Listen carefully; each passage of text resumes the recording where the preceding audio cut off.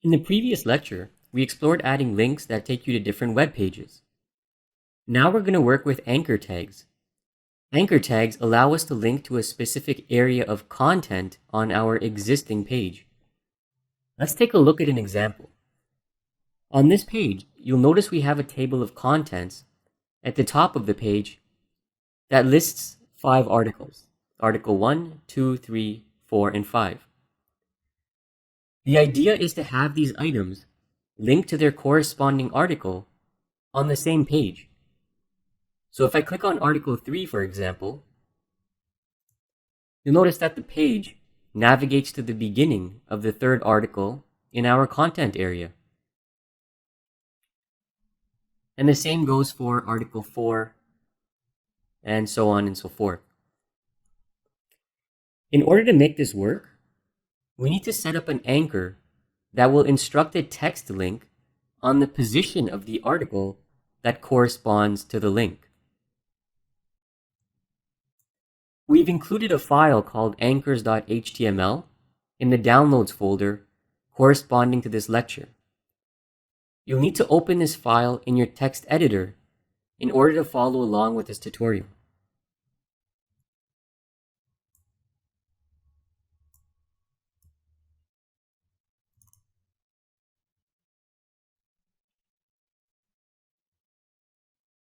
So here we have the source code for the file.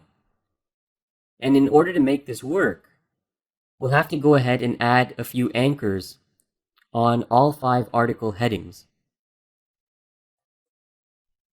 To add the anchor, locate the article heading and insert the following code.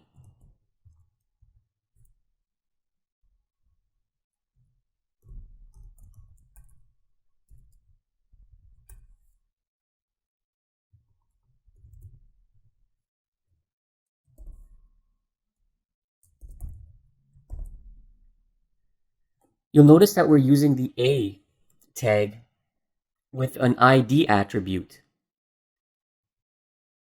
Later on in this tutorial, we're going to link to each one of these anchors from our table of contents. So once you've inserted your first named anchor, you'll need to insert the others in front of the other article headings. So just copy this block of code and paste it in front of each article heading. Remember to make sure you change the number of the article so it corresponds to the correct article heading.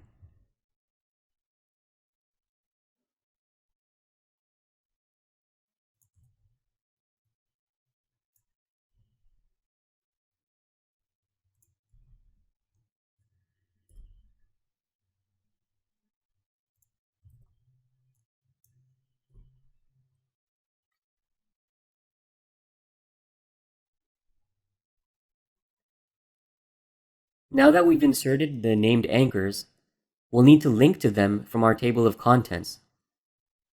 So let's scroll up to the table of contents and add the following code around each article heading.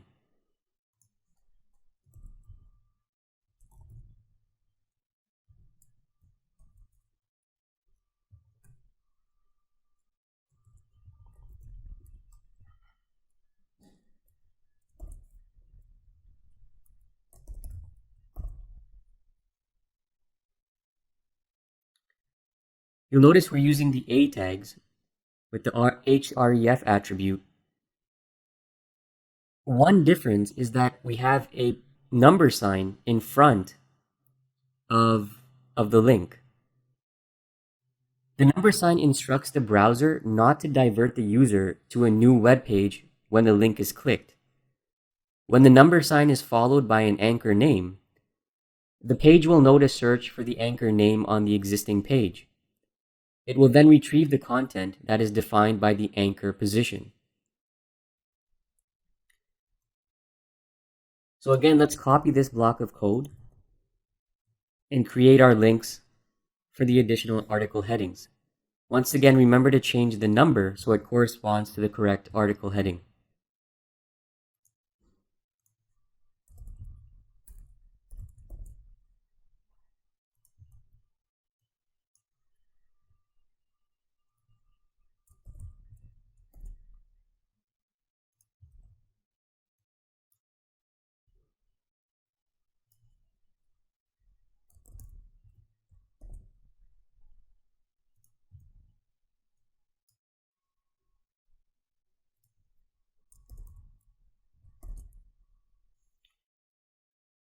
So once you've added all your links,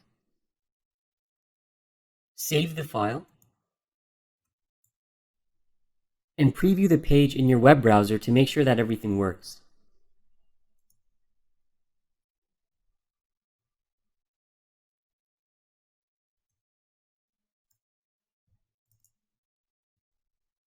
So now we can see that each item in the table of contents does have a link attached to it. And let's just confirm that it does work. So Article 1, Article 2, Article 3, 4, and 5.